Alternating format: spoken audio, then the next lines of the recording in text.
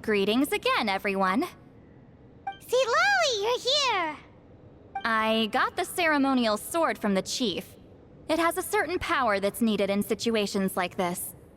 You haven't forgotten what we're doing today, right? Of course not! We're gonna wake Leela up, and then ask him just what the heck he was playing at. And I've prepared the rest of the tools for the ceremony per Granny's instructions. We've dotted all our I's and crossed all our T's, so today should go off without a hitch. Good work, kiddo. Then without further ado, let's get started.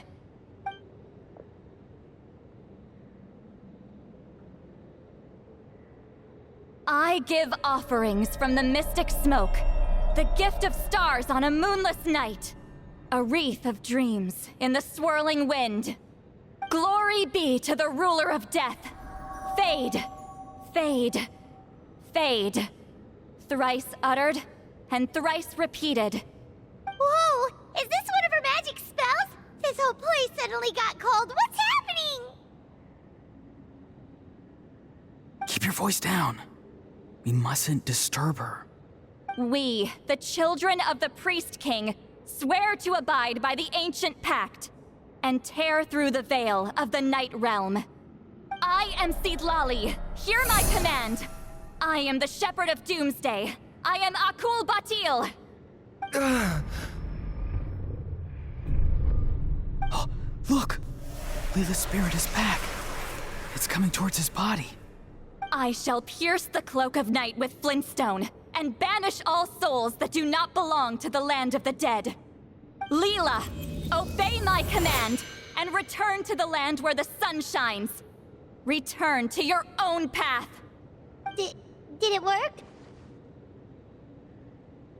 Huh? Where am I? And who are you?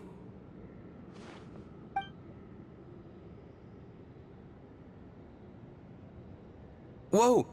Granny Eatsley, High Priestess Seedlali, please have mercy. Aw, guilty conscience, huh? So, you know full well what you've done. Do you have any idea how close you were to never making it back? Or maybe you thought life would be more fun as an inanimate object. I'm sorry, I messed up, and I'll face the consequences. Oh, you sure about that? Then say goodbye to your parents. Tell them this. Goodbye, Mom and Dad. I've realized I enjoy life as an empty shell so much that I've decided to get Granny Eatsley to turn me into a stone statue, so I can stand guard over her house for the next 100 years. No, please! Please don't, I'm begging you. I'll never do this again, I promise. Thank you, High Priestess Seedlali. Thank you for rescuing me. Don't thank me. Thank my grandson. If he hadn't sensed something was amiss, I wouldn't have bothered getting involved. You're more than welcome, Leela. And don't mind Granny. She's all bark and no bite. We're just glad that you're okay. Besides, someone tricked you into doing this, didn't they? That Kokju guy. He's the real culprit here. No, Mr. Kokuchu had nothing to do with it. It was all my doing. Huh? Well, he suggested the method of using a powerful spirit relic as a medium, but it was my decision to go through with it. I wasn't coerced or anything. I'm sorry. I'm the one to blame. The brainwashing is strong with this one. So did Kokuchu provide the relic? He did. He said it was a treasure related to the Mare Javari. Right, so that proves it. He was using you. He coaxed you into doing the clairvoyance for him. But I'm a spirit duffer who can't cast a single spell. What use would I be to him? Guys like me couldn't sense a spirit even if we spent the rest of our lives sitting and meditating. But Mr. Kokuchu said that if I brute force the spell and immerse myself in a spiritually rich substance, I might be able to catch a glimpse of one. It seems like my only option. Still, brute forcing a spell when you're a spirit duffer is like forcing yourself to run a marathon without any legs. If it wasn't for Seedlali, you'd have been lost forever. I know, I'm sorry. It's just... Everyone in this tribe is so amazingly talented, and then there's me. I just didn't want to be the odd one out anymore. I totally understand how you feel, Leela. Some seeds effortlessly grow into beautiful cabbages, while others struggle with all their might and never even sprout. Who knows why this is the way things are? Maybe that's just life. Life is full of things we can't change. I know saying this doesn't change anything either, but I hope it makes you feel a little better. Let's pause this discussion for now. We need to get you to Matla's for a checkup.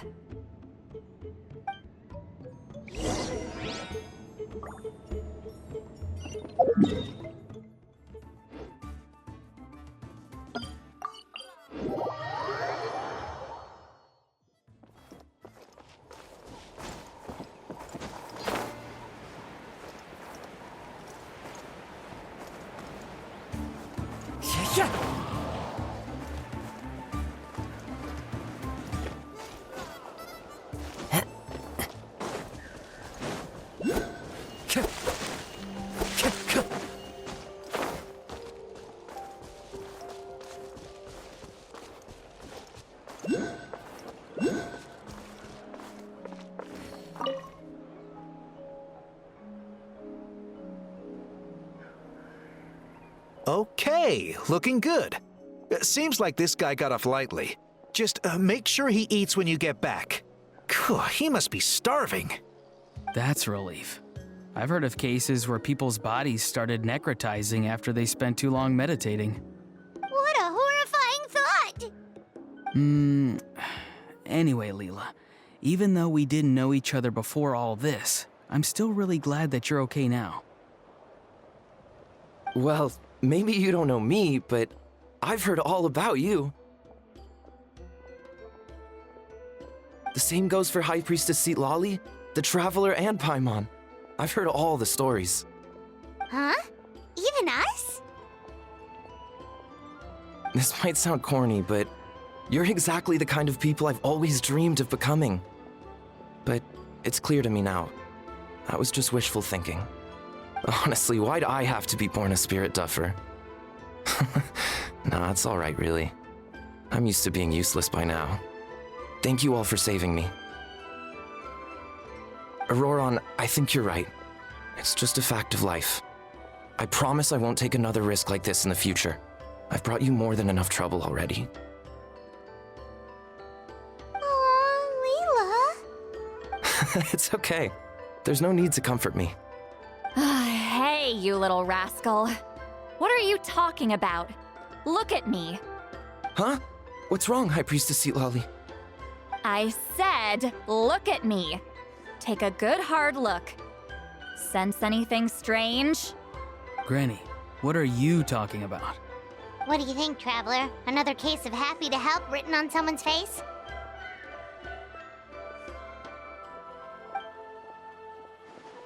Hold on. I think... either my mind's playing tricks on me, or her entire body is an illusion. No, it must just be my imagination. I wouldn't be able to see through something like that. Wait, I know this trick. It's the same one I used a while back. Granny snuck away from right under our noses. You see? You can perceive some spiritual abnormalities now. Congratulations. Really? But where are you going, Granny? Where do you think? I'm going fishing, you dummy. Someone triggered the trap I set in the cave. Looks like our friend Kokochu took the bait. What? Sorry, can't talk now. You'll find me in the cave.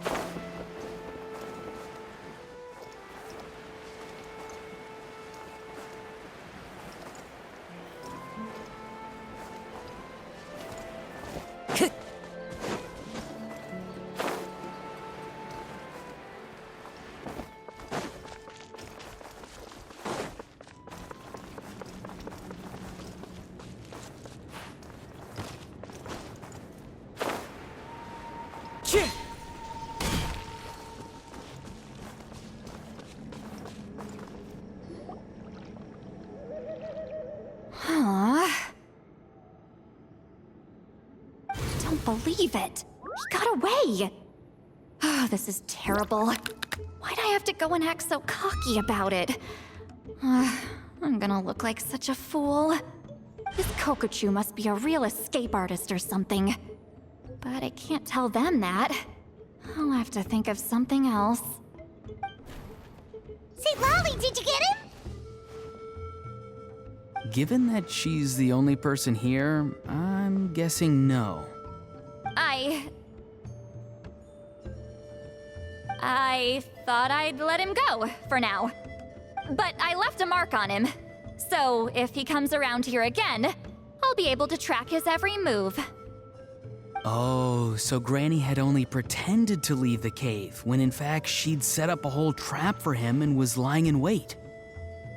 Ah, so just like how you caught Auroron! But how did you know Kokochu would come here? Because I planted the bait here. The Mare Javari map and the bow shard. Left them both on the table. I had a feeling those were what he was truly after. And sure enough, my trap was triggered just moments after we left.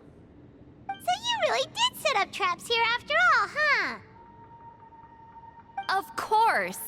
It's just that they'd never do anything to either of you. See? What did I tell you? So, Mr. Kokochu, you used me after all. This whole time, all you wanted was to find the location of the Mare Javari. That's right. I've been wondering about the shard he left ever since I came across it. Why did he leave it there? The moment I confirmed the Mare Javari's location, that's when I realized it was bait. He was counting on Leela's spirit getting lost, and the tribe coming to his rescue. Then, by helping Leela, we'd be helping him. Oh, so he was fishing too! It was all a ploy to lure in an actual clairvoyant who could look into the shard for him. Yep. And somebody fell for it, hook, line, and sinker. I'm sorry. I took the bait. But so did Granny. Ugh, the nerve! I only got involved because of you, you little scamp! Either way, Kokchu played us like a fiddle. Huh.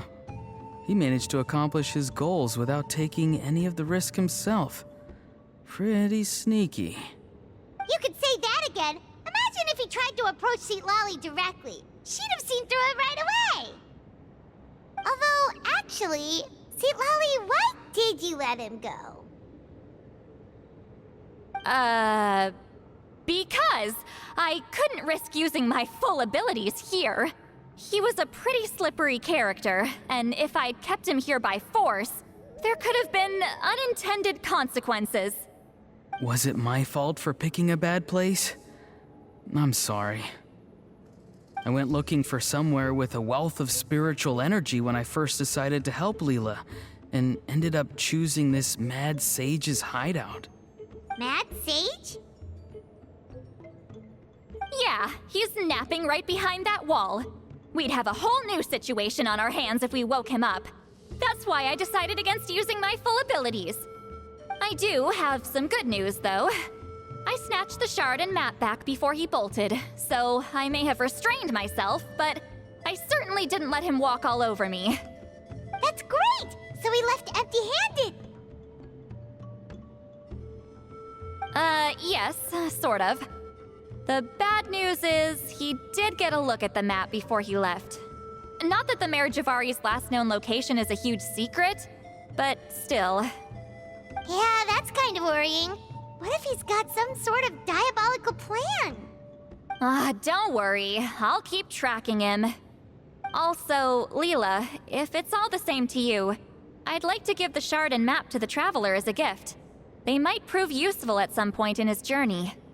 Absolutely. That's completely fine. The Traveler deserves it. none of us are interested in them. And if there's any chance of them leading you to the Mare Javari, I'm sure an adventurer like you wouldn't want to pass on that opportunity. Granny Eatsley has a sense for these things. So, Granny Eatsley? Do you think I'm still a spirit duffer? What kind of a dumb question is that? You saw through my illusion, didn't you?